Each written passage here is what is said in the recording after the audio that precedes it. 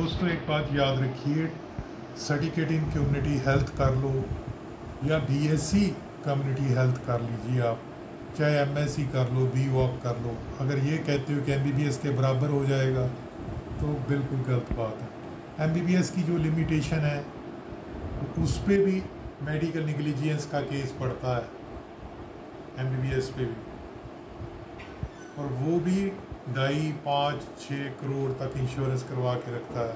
कोई भी profession risk के इम्यून नहीं है। अगर आप सोचते हो ना कि आप गवर्नमेंट से रजिस्ट्रेशन ले लोगे CMSCD का या CCC का, या उसकी BSc करके MSc करके या फिजिशियन असिस्टेंट का करके या फिजियोथेरापिस्ट का करके, आप इम्यून हो जाओगे कि आपके अगेंस्ट कभी भी पुलिस केस ना हो, कोर्ट केस ना हो, कभी भी पेशेंट आपके अगेंस्ट ना जाए, या आपके हाथ जो डेस्टिनी में लिखा है वो आप कंट्रोल नहीं कर सकते। रजिस्ट्रेशन इम्यूनिटी नहीं है। इम्यूनिटी का मतलब है कि आपको बाल भी बांका नहीं होगा रजिस्ट्रेशन अगर आप गवर्नमेंट की कोई चीज़ कर रहे हो। दोस्तों, जहाँ पे अल्ट्रासाउंड सेंटर में कोई बंदा सेक्स डिटर्मिनेशन, इन्फेंटिसाइड को प्रमोट करेगा, वो सीधा जेल में ही जाता है, चाहे वो CMSCD हो, CCC हो, MBBS हो, MD हो, MCH हो, प्रूव होने पे वो जाएगा। और अगर कोई लेबॉर्ट्री के टेस्ट ऐसे करवा रहा है और ये प्रूव है कि वो टेस्ट ज़रूरी नहीं है, तो माननीय कोर्ट में उसको चैलेंज किया जा सकता है। अगर ये कहे कि मेरा बाल भी बांका नहीं होगा, मैं ऐसे करता रहूँ, मैं कमीशन खाता रहूँ, तो दोस्तों मैंने NCAHP allied health, ministry of health को जितने पत्र लिखे हैं तो CMSCD उनके परव्यू में नहीं आता। तो कई बार मन को बहुत नीचे चला जाता है, कहीं पे प्रोफाइल की यार रजिस्ट्रेशन हो जाती तो हम खुलेआम प्रैक्टिस करते। रजिस्ट्रेशन करने से आप प्रैक्टिस कहाँ कर सकते हो? CMSCD की अगर आप रजिस्ट्रेशन करोगे तो प्राथमिक उपचार दे सकते हो ना। कहीं लिखा है कि CCC या CMSCD या एक DMLT या BSc MLT इंडिपेंडेंट कोई काम कर सकता है? आने वाले टाइम में आप खुद जान जाओगे कि DMLT, BSc MLT और MSc क्लिनिकल माइक्रोबायोलॉजी भी की होगी, जिन्होंने क्लिनिकल बायोकेमिस्ट्री भी की हो, तो साइनिंग अथॉरिटी के लिए भी मुश्किल हो रही है उनके लिए। वो इंडिपेंडेंट नहीं कर रहे, तो वो अलाइड हेल्थ प्रोफेशनल है।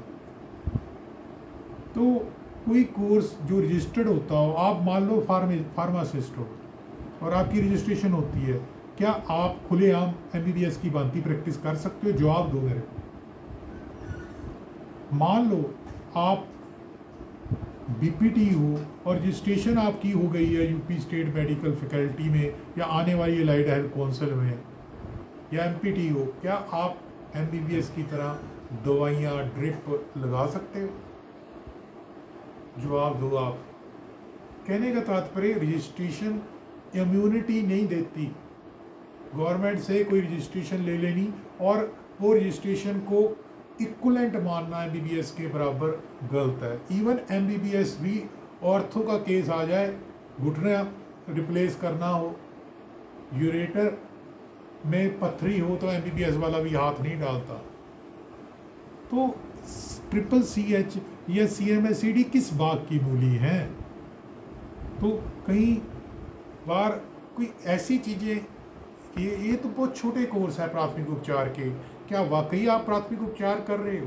क्या डिस्पोजेबल सरिंज या IV ड्रिप या डस्टबिन में पड़ी हुई ये चीज़ें, आपकी शेड्यूल H दवाएं, क्या आपको इम्यून कर देंगी? आपके ऊपर बुलेट प्रूफ जैकेट डाल देंगी? नहीं। झूठ दिखता है, और झूठ आप भी पालना चाहते हो दिमाग में कि मेरा मामा DC लगाया, मेरा चाचू MLA का खास है। नहीं, कानून के बहुत हाथ लंबे हैं। जहाँ पे आपने कोई थोड़ी सी गलती की तो मुश्किल हो जाती है। दोस्तों, मैंने RTI लिखी थी NIUS को, उनसे पूछा था कि आपकी CCC क्या NCAHP एक्ट के अंडर आता है, तो उन्होंने मेरे को CCC NIS वालों ने जवाब दिया, क्योंकि आज किसी ने मेरे को लिखा है कि कि CCC का रजिस्ट्रेशन तो होता नहीं, क्यों करें? अब रजिस्ट्रेशन होने से क्या आप खुल के प्रैक्टिस कर सकोगे? जवाब दो मेरा। कई बार क्वेश्चन गलत होता है, आंसर तो अक्सर जब स्टूडेंट 10वीं में बैठा होता है तो भी गलत लिख देता है। कहीं क्वेश्चन ही गलत है कि मुर्गी पहले आई कि अंडा पहले आया। कई लोग पूछते हैं कि मुर्गी पहले आई कि अंडा पहले आया।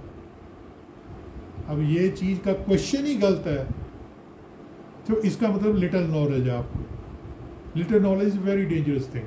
कोई भी दुनिया में बंदा ऐसा नहीं, मेरे समेत, कि वो उसको हर चीज़ की पूरी नॉलेज हो।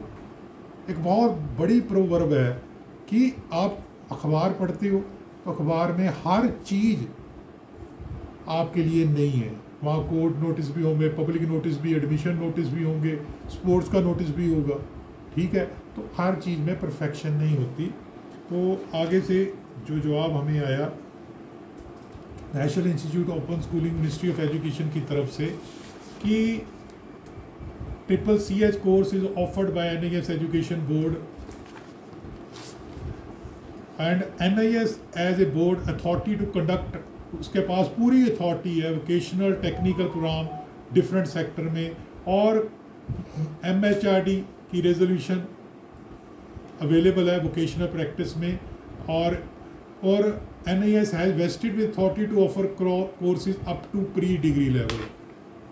NIS के पास पूरे अधिकार है pre degree courses, degree means graduation से पहले के कोर्सेज अवार्ड करने पूरे अधिकार हैं। अब यहाँ कहीं भी क्लियर नहीं है कि मैं आपको अधिकार देता हूँ, मैंने आपकी और एजुकेशन दे दी। कौन कह रहा है? NIS। अब उस education subject to state law होगा, सब्जेक्ट टू अंडर सुपरविज़न होगा। तो दोस्तों, जो लोग ये कहते हैं कि CCC के बाद या CMSED का रजिस्ट्रेशन के बाद वो किंग बने जाएंगे, राजा बन जाएंगे, गलत बोलते हैं। NCAHP एक्ट में ये आते नहीं, अगर आ भी गए तो वहाँ अलाइड हेल्थ प्रोफेशनल की डेफिनेशन के अंडर होंगे। अंडर अलाइड हेल्थ प्रोफेशनल वो है जो किसी के अंडर काम करता है, और अलाइड और हेल्थ प्रोफेशनल वो है जो इंडिपेंडेंट काम करता है, जैसे फिजियोथेरापिस्ट, जैसे न्यूट्रिशन वाला, जैसे कि एक्यूपंक्चर करने वाला। कल NCAHP एक्ट में अमेंडमेंट हुई है। अब आप ये चीज़ मेरे से पूछोगे कि एक्यूपंक्चर वाला कैसे कर सकता है? गवर्नमेंट ने नोटिफिकेशन जारी किया। अब मैं आपको दिखाता हूँ कि डिस्टेंस एजुकेशन में NCAHP CCC के बारे में उन्होंने मेरे को लिखा कि सेक्शन 2E के मुताबिक डिस्टेंस एजुकेशन में चीज़ जो ली हुई है, तो उनका उसके बारे में क्या विचार है। वो भी कहते हैं कि ये हमारे परव्यू में, ये मैं आपको दिखाता हूँ, देख लो। ये देखिए, यहाँ ये देखिए दोस्तों, section 2E national commission for allied health section,